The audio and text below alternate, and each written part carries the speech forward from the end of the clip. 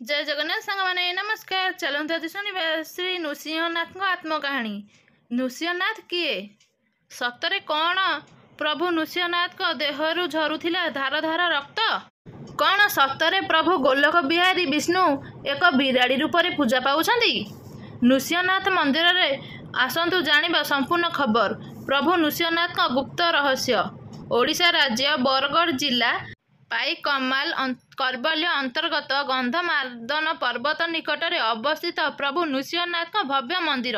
एही मंदिरटी 1313 मसीहार पाटणागढ़र राजा वैजल्य सिंह द्वारा निर्माण होईछि। मंदिरर उच्चता 45 फुट थिबा बेले मंदिरटी दुई भागरे विभक्त होईछि।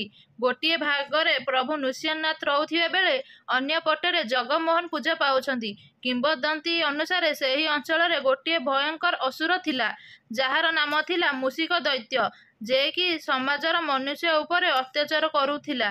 मनुष्य हत्या, नारी निर्यातना इत्यादि समस्यार से बड़ बड़ आतंकर उदाहरण थिला। ठीक एही समय मूषिक दैत्यर अत्याचार को सह्य करि न पारि प्रभु गोलोक बिहारी विष्णु धराधाम को अवतरण कले।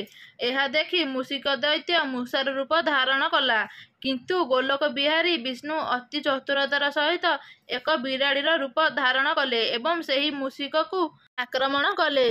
जेतेबेले सेही मूषिकटी गुंफा भितर को प्रवेश कला, बिराड़ीटी गुंफा भितर को प्रवेश करि पारिला नाही। सेही बिराड़ीटी बाटरे पहरा दबाकू लागिला, किंतु से मूषारूपिक असुर मूषिक दैत्य से गुंफारू भितरू आसिला नाही। एपटे गोलोक बिहारी विष्णु बिराड़ी रूपरे सेही स्थान सेही भावरे सेही बिराड़ी रूपरे सदा सर्वदा आजि पर्यंत पूजा पाई आसुछंती। एथिला पौराणिक मत।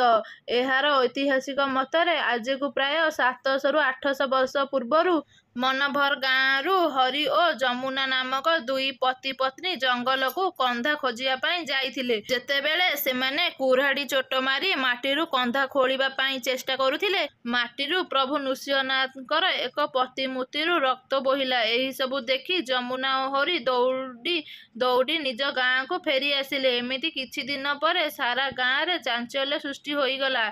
जमुना हरि देखिथिबा सेही रक्त कथा गाँ गाँ रे पहुंची सारिथिला। शेषरे पाटणागढ़ राजा वैजयंत सिंह पाखकू खबर गला। वैजयंत सिंह जमुना एवं हरि को डकरा देले। जमुना एवं हरि जाई राजा पाखरे पहुंचिले। राजा को समस्त कथा कहिले, समस्त घटना विषय रे अवगति कले। राजा एही सबु कथा सुनी संगे संगे बाहरी पड़िले निज राज परिसर को धरी जंगलर सेही स्थान को। राजा जहा देखिले तांको ताहा विश्वास हेला नाही। से जंगलरू फेरी आसी घरे रात्र भोजन करी सोई पड़िले। सोईबा समय रे राजा को स्वप्न देश हेला। स्वप्न रे आसी प्रभु नृसिंहनाथ कहीगले केतोटी वाक्य। से वाक्य गुड़िक हेला, शुण राजा वैजयंत सिंह, मते एही स्थान रे तू माया जहार रूपे पूजा देबू एवं ओडिशा कला भास्कर शैली रे मोर एक भव्य मंदिरटीए निर्माण करिबू। एतिकी कही प्रभु गोलोक बिहारी विष्णु स्वप्नरू चलीगले। सेही दिन ठारू एही मंदिर रे प्रभु नृसिंहनाथ पूजा अर्चना होई आसुची। एहा तो थिला मंदिरर निर्माणर इतिहास। एही मंदिर रे अनेक गुड़िए रोचक रहस्य मध्य लुचि रहिछि। रहस्य मानक मध्यरु जेमिति कि जदि एही मंदिर रे कोनोसी प्रकारर अपरिष्कार परिवेश सृष्टि हुए, मंदिर चारिपाखे बिराड़ी माने विचरण करिबार देखा जाए। एहार प्रमाण थरे मंदिरर मूर्ति चोरी होइथिबा बेले देखिबाकू मिलिथिला। मंदिरर निर्माण समय रे राजा वैद्य सिंह पस्तरर निर्मित एक मूर्ति स्थापना करिथिले। परे परे सुनार रूप दियागला। आग काल बौद्ध धर्मी बलांधी माने भारतर अनेक जगारे सेमाने भ्रमण करुथिले एवं मुस्लिमर बुद्धंक मूर्ति स्थापना करुथिले। भारतर 10टी जगारे एमाने मूर्ति स्थापना करिसंती। ओडिशार नृसिंहनाथ मंदिर रे मध्य गोटे मुस्लिम धर्मक बुद्ध सेमाने स्थापना करिसंती।